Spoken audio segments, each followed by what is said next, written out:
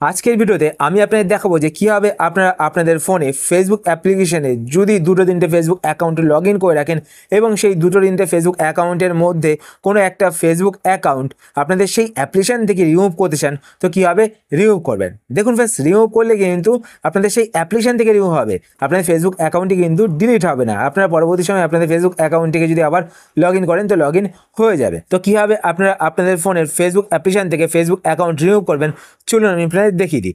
তো এই জন্য ফ্রেন্ডস, আপনারা আপনাদের ফোন থেকে ফেসবুক অ্যাপ্লিকেশনটি ওপেন করবেন।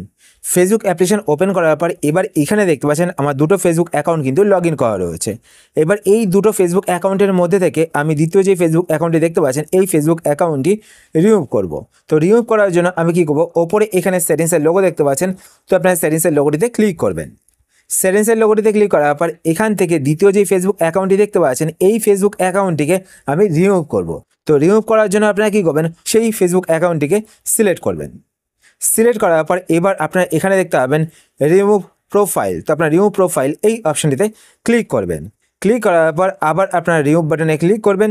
রিমুভ বাটনে ক্লিক করলে কিন্তু দেখবেন যে আপনাদের ফেসবুক অ্যাপ্লিকেশান থেকে ফেসবুক অ্যাকাউন্টটি কিন্তু রিমুভ হয়ে যাবে। এবার দেখুন আমি আপনাদের ব্যাক করে দেখাচ্ছি এখান থেকে।